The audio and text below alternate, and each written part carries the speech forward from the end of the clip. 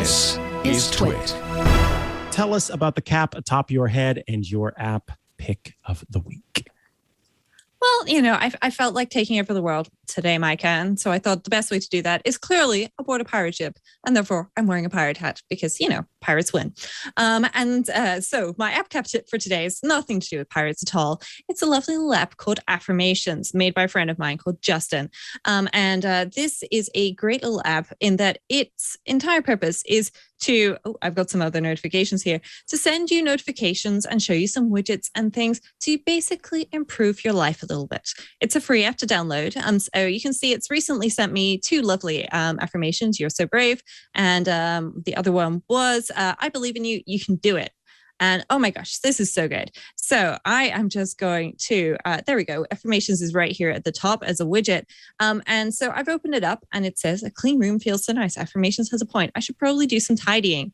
But under the settings, you can do things like customize the affirmations. So say, for example, you don't want Pride Month affirmations, or you do want Pride Month affirmations, but you don't want current event ones. Then you can toggle those off and it will rotate through these on a regular basis. You can even add custom affirmations. So say, for example, a friend or a partner said something important to you and you want to add that as a custom affirmation, you can do that. You can also filter specific words out should you want or need to. And you can set up the notifications. So you can have, I have 3 notifications coming through per day. My day I've defined as starting at 8 a.m., ending at 10 p.m. And it's limited to random times. I can also schedule specific ones. So say, for example, you always want a great little boost just before you go and join iOS Today and sit in a live stream. If you have time for that, then you could do that as one of your scheduled notifications. You can also just customize the appearance of the app and all sorts of things. But what I really like, it's this section here in the settings. So there's a breathe section, a fidget section, and a mental health resources section. And I'm going to start at the bottom and work up. So the mental health resources basically tries to link to mental health resources around the world. So that, you know, if you want or need help, then you can go and look for them. So say, for example, you're in the UK and Ireland, there's some emergency numbers here. There's some general websites, some help for addictions, depression and everything. And of course, if you know of something that's not on one of these lists, then you can let Justin know and he will go ahead and add that to the app. He wants this to be a resource for people. Similarly, you're feeling a little bit stressed out and you just want to mess with something. Well, hey, look at this. There's great little fidget mode where I can just toggle all of these toggles. I get some haptic feedback as I go through things. And this is really great for just like, you know, messing with stuff and, you know, giving you that little bit of feedback that you really want or need. And then there's breathe. So we have breathe built into the Apple Watch. If you don't have the Apple Watch, breathe along with the dot. And this is, you know, really nice just for, you know, you want to sit and breathe and be calm. You can do that here in the app. But most of the time I use this as a widget on my home screen. So it's right here at the top. The world might suck right now, but you don't. That's the affirmation for this moment. And this will update as time goes on and it refreshes regularly. If you edit the widget, then you can do things. I've enabled the gradient, I've enabled high contrast, and I've turned off green. So it's always going to be reds and blues and purples because purple is my favorite color. It's got to match my hair. But yes, you can customize all of this. And this is a great app and it's free to download. So yeah, add it to a stack of widgets on your home screen and let iOS rotate it in and just give you some positive messages throughout your day because, you know, who doesn't want a little bit more positivity in your life? Agreed. Yeah, that's awesome. And available in the App Store for free to download. That's fantastic. Yeah, there are some optional tips in the app if you feel like, you know, Justin's done an amazing job. But equally, you know, as he says, mental health shouldn't be and self-care shouldn't be behind a paywall. So I completely agree with that. That's awesome. That's really awesome. All right, folks. I am showing you my app pick of the week with a jaunty hat atop my head. This is, what do you call it, a deer stalker? Yes, it's a deer stalker. That's the kind of hat that Sherlock Holmes wears. Yes, exactly. The Sherlock Holmes cap, which I tend to keep the ear flaps tied up, but they can go down as well. Are you able to hear the brilliant music that is playing? Yes, it's quite loud in comparison to your voice. Let me turn it down. Did that help at all? That's about right. Yes. Yeah. All right. So I wanted to talk about this. This has been available in Apple Arcade for a while, but it is one that I started playing recently that I've had quite a bit of fun with. There are multiple types of experiences that you can do. You can go through the entire Oregon Trail, which is the explore section, but there are also quick play options for playing some kind of mini games, which are like fishing and hunting, and then some challenges as well that feature shorter trips along the Oregon Trail to kind of help you go on. And then journeys, which are kind of the same thing, but they also involve some stories. So I'm going to tap on journeys because I want to talk. So some of these, like the main one, which is the Oregon Trail, is that journey that you go through. There's the prologue, which kind of shows you how to get started. Tall Tales, which I haven't played yet. And if you see the little map here, it's showing you kind of how far along the trail you have to go as you go through it. Winter Migration, and the Nature Trail, which I recently completed, where as you're going along, you just see a lot more animals than you normally would. And Bitter Winter, which I have not successfully... Wait, no, I did. Yes, I achieved that one. Bitter Winter was tough. Essentially, you have to try to survive while it's very cold outside and find your lost trail mates.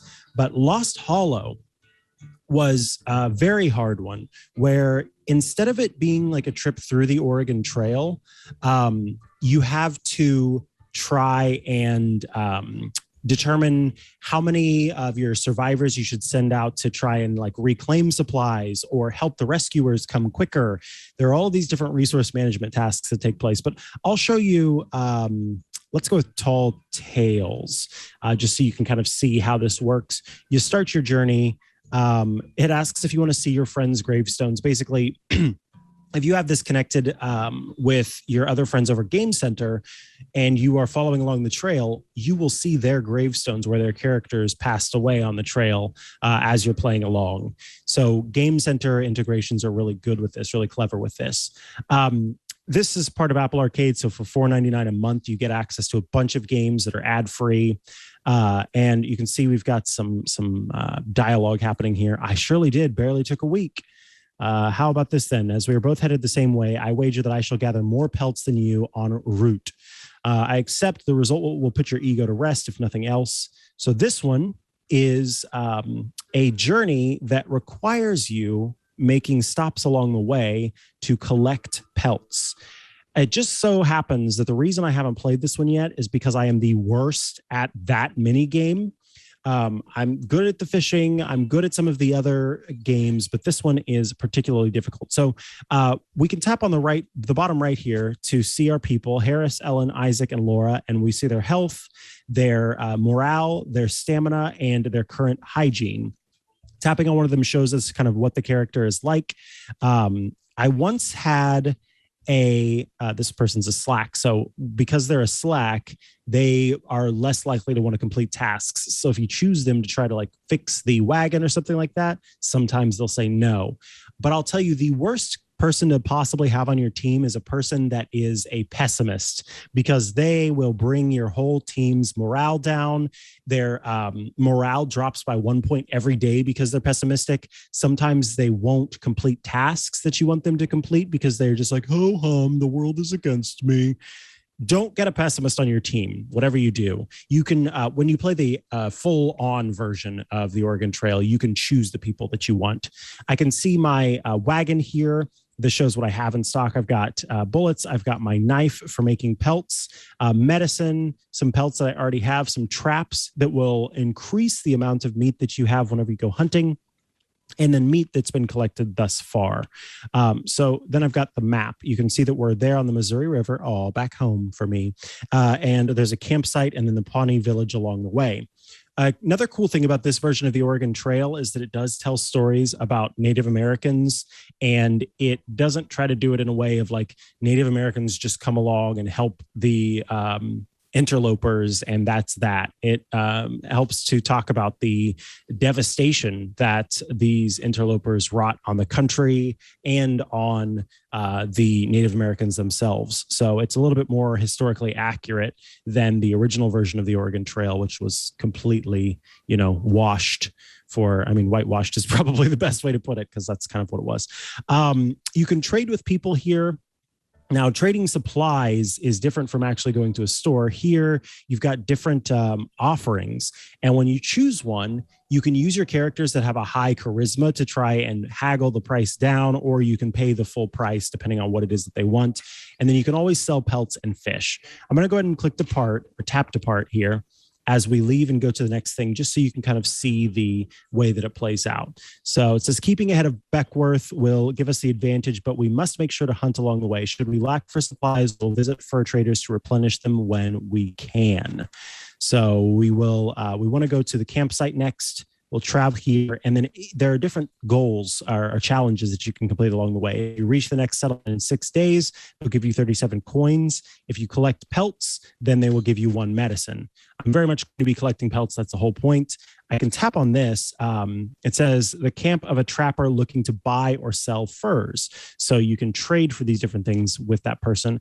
I'm going to tap on the question mark up here. But before I do, you can see at the bottom, you've got your rations and your pace. So choose filling rations, but if you do kind of want to choose a more strenuous or grueling pace versus if you went bare bones and chose grueling, it's very hard not only on your characters but also on the animals. Their stamina will drop faster, their hygiene will drop faster, and you'll have a lot of issues.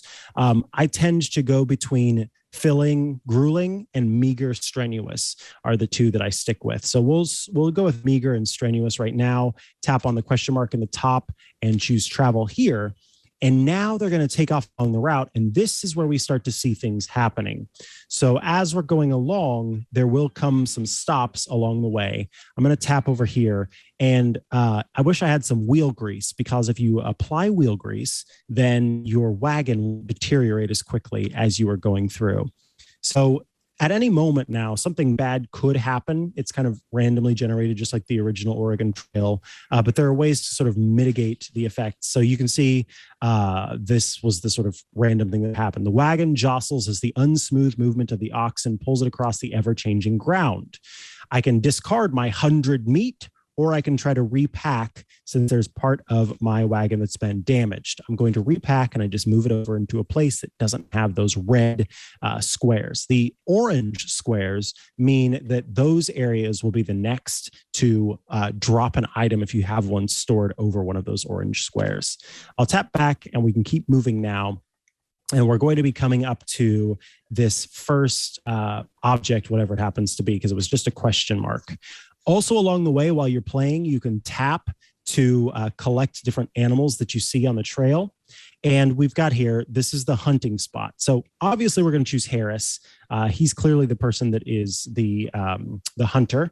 We'll tap continue, and now you can see what the mini game looks like. It is a little difficult. I'm putting my fingers in the bottom left and right of the screen. You swipe to move, but you have to make sure that when you do, you are angled perfectly toward the animal. And by the way, it's delayed. The bullet does not shoot as quickly as you might expect. And so I'm very, very, very bad at this game, this mini game, and often end up wasting bullets. So that's why I have not played. Oh, and a buffalo takes like 3 shots to take down. I don't tend to shoot the buffalo, not only because it takes 3 shots to take down, but also because it makes me sad thinking about how the original settlers just completely destroyed the buffalo population. And then Harris carried back 30 pounds of meat. So we have more meat to eat, but then also Harris can go ahead and obtain pelts and use a knife to do so. And now we got 6 pelts out of that. The knife has gotten a little worn out, and we move on to the next thing. That gives you kind of an overview of how this works. Most of it is not like this, where there's this one challenge that you're trying to complete, which in this case is collecting pelts. Most of the time, the main game is just taking the journey through the Oregon Trail. You can choose your characters, you can name your characters, and then along the route, you can start to grow their skills as you complete the different things that happen along the way. It's a lot of fun. I've been enjoying it. And adding, more to the journey and everything like that. And the other thing that I love is that it saves along the way. So I can tap the settings menu, choose quit journey, and it will save me back to that original progress when I get back there because I'm logged in with Game Center. So that, folks, is the Oregon Trail, which is available in the App Store as part of Apple Arcade, the $4.99 subscription.